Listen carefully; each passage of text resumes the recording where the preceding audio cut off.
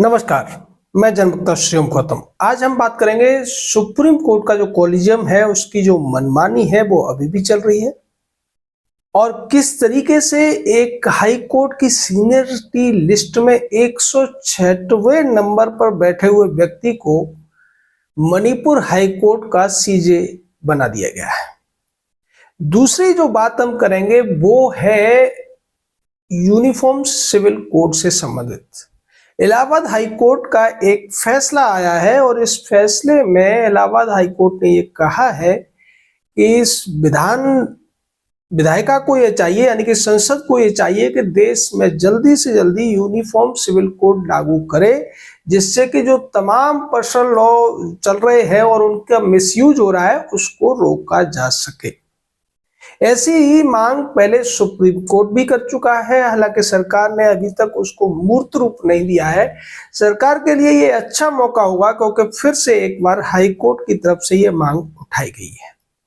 पहले बात करते हैं कॉलेजियम की जो मनमानी है, कॉलेजियम का जो अन्याय है, वो जो हाई कोर्ट के जजों के साथ करते हैं, उनकी सीनियरिटी को नजरअंदाज करके जिस तरीके से किसी को भी पिक एंड चूज करके वो कहीं भी सीजे बना देते हैं।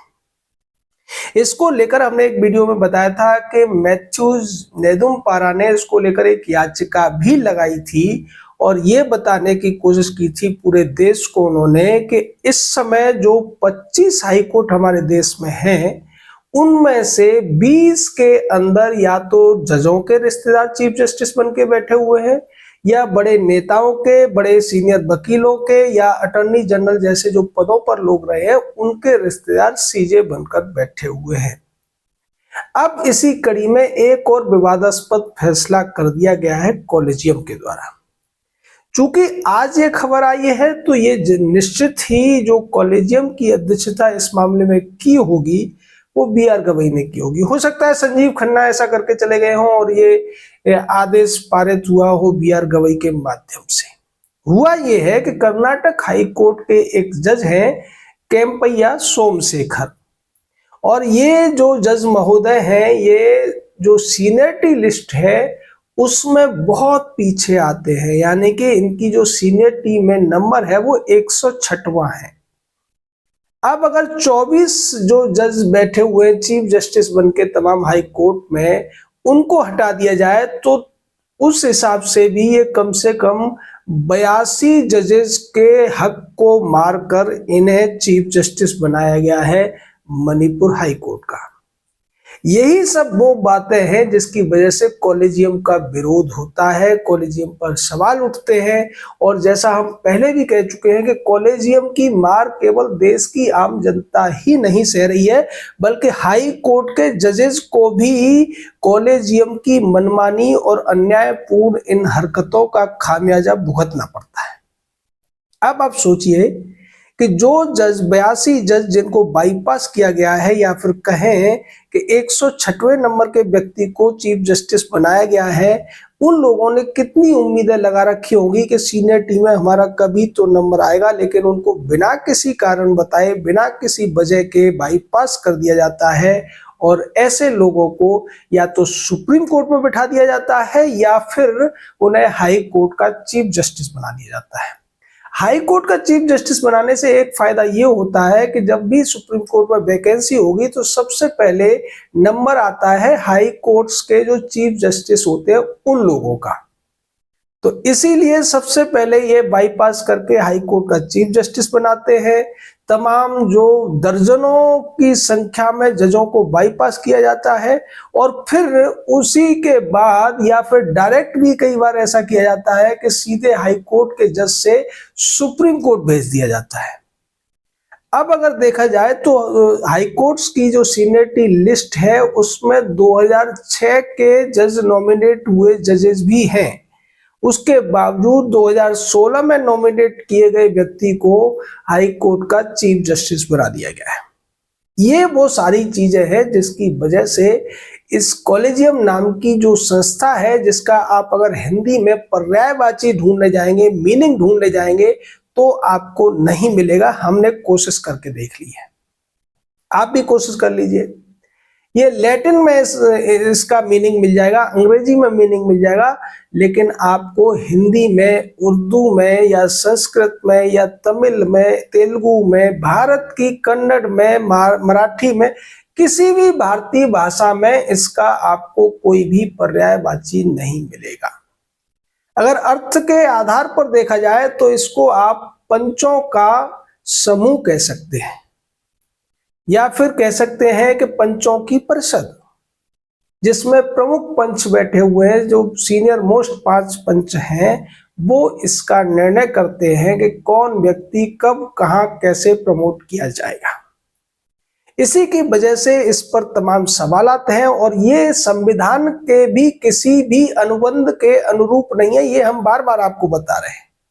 ये कॉलेजियम की जो मनमानी है उसी का नतीजा है कि आज भारत के सुप्रीम कोर्ट में एक जज को छोड़कर बाकी जितने भी जज बैठे हुए हैं, धीरे धीरे उनमें से रिटायर भी होते जा रहे हैं, उनमें से ज्यादातर कहीं ना कहीं दर्जनों लोगों को बाईपास करके वहां पहुंचे हुए हैं, यानी कि आप कह सकते हैं कि जुगाड़ से वहां पहुंचे हैं। इस पर कोई सवाल नहीं उठाता है, क्योंकि डर लगा रहता है कंटेम्प्ट ऑफ कोर्ट का।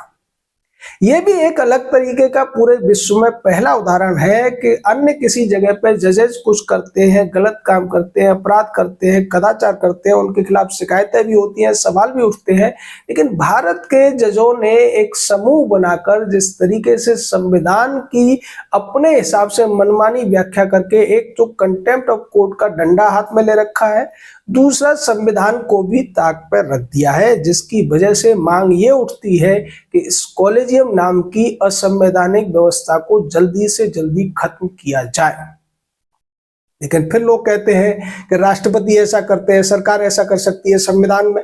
अरे भाई, कोई कुछ नहीं कर सकता, क्योंकि इन्होंने अपने आप को बहुत सारी पावर्स दे दी है। इनका एक ही उपाय है, कॉलेजियम तभी खत्म हो सकता है व्यापक स्तर पर, जब इसके खिलाफ जनता में आवाज उठेगी, जनता सवाल करेगी, तभी इस कॉलेजियम नाम की अव्यवस्था को, अन्यायपूर्ण कुव्यवस्था को खत्म किया जा सकता है। नहीं तो ऐसे ही उदाहरण देखने को मिलते रहेंगे। जो 82 जजेस अब है, वो किसी से कुछ कह भी नहीं सकते, सवाल भी नहीं उठा सकते, क्योंकि सवाल उठाएंगे तो उनके खिलाफ कार्रवाई भी हो जाएगी, उनका ट्रांसफर कर दिया जाएगा। वो लोग पूरा अपना कैरियर निकाल देते हैं, ईमानदारी से जजमेंट देते रहते हैं, उसके बावजूद उनको प्रायोरिटी नहीं मिलती है। प्रायोरिटी मिलती है उन्हीं लोगों को जिनकी जुगाड़ होती है, और उसका नतीजा ये है कि सुप्रीम कोर्ट हो या हाई कोर्ट हो, उनमें ज्यादातर ऐसे ही लोगों को पकड़ पकड़ के लाया जाता है जो इस समूह से संबंधित रहते हैं, इनके साथ उनके अच्छे संबंध रहते हैं। बड़े बड़े वकीलों, सिब्बल और सिंघवी टाइप के वकीलों के जो चेले वगैरह होते हैं, उनको बहुत ज्यादा इस मामले में तरजीह दी जाती है। अब आते हैं दूसरी पॉजिटिव खबर के ऊपर। इलाहाबाद हाईकोर्ट में एक केस था जिसमें जस्टिस अरुण कुमार सिंह देसवाल ने एक बड़ा अच्छा फैसला दिया है। उन्होंने कुरान में जो कुछ कहा गया है बहुविवाह को लेकर, उस पर यह टिप्पणी की कि विधायिका का ये कर्तव्य है कि वो जल्दी से जल्दी देश में यूनिफॉर्म सिविल कोड को लागू करे, क्योंकि इस तरीके के जो पर्सनल लॉज के अंदर, शरिया जैसे लॉ के अंदर जो नियम है या बातें लिखी गई हैं, उनका मिसयूज किया जाता है, जो कि भारतीय कानून के, जो भारत के संविधान में समानता का अधिकार सभी नागरिकों को दिया गया है, उसके खिलाफ जाता है। मामला यह था कि एक व्यक्ति ने दूसरी शादी कर ली थी, और उससे पहले उस व्यक्ति ने एक शादी की थी दूसरे रीति रिवाज से, यानी कि दूसरी शादी जो उसने की थी वो तो मुस्लिम पर्सनल लॉ बोर्ड के या मुस्लिम कानून के तहत की थी, निकाह किया था, और पहली जो शादी की थी वो अन्य तरीके से की थी।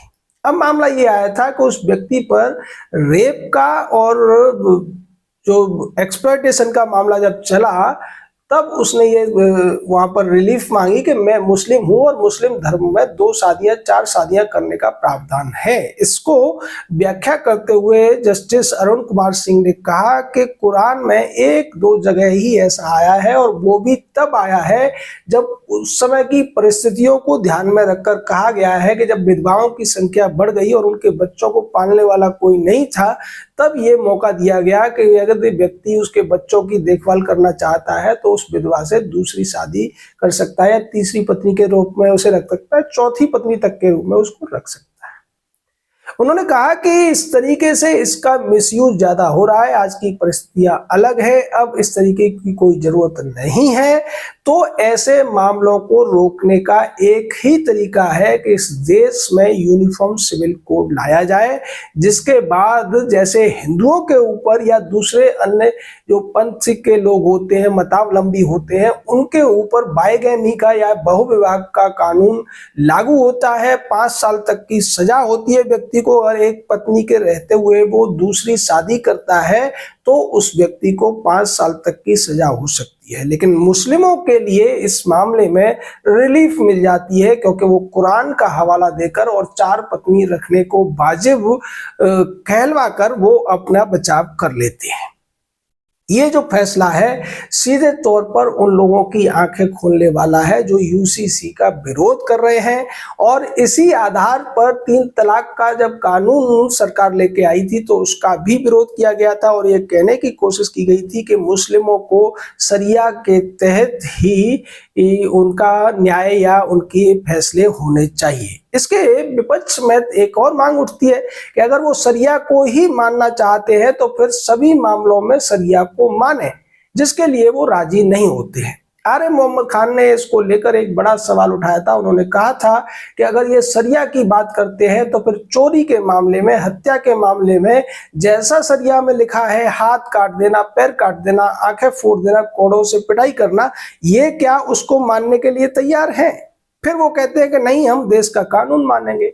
और जब अपने फायदे की बात होती है तो वो शरिया को मानने की बात करते हैं। यही वजह है कि पहले सुप्रीम कोर्ट भी कई मामलों में इस बात की मांग सरकार से कर चुका है, विधायिका से कर चुका है कि यूनिफॉर्म सिविल कोड जो संविधान के एक उपबंध के तहत है उसको देश में लागू करने के लिए कानून लाया जाए और उसको लागू किया जाए। लेकिन जितनी भी विपक्षी पार्टियां हैं, तुष्टीकरण की राजनीति करने वाली पार्टियां हैं, वो इसका विरोध करती है। वो ये कहती है कि भारत के संविधान के अनुच्छेद 25 और 26 में जो धार्मिक स्वतंत्रता का अधिकार दिया गया है उसके आधार पर यूनिफॉर्म सिविल कोड नहीं लागू होना चाहिए। लेकिन वो लोग ये भूल जाते हैं कि अनुच्छेद 25 और 26 में एक बात और लिखी हुई है कि subject to public order, morality and health.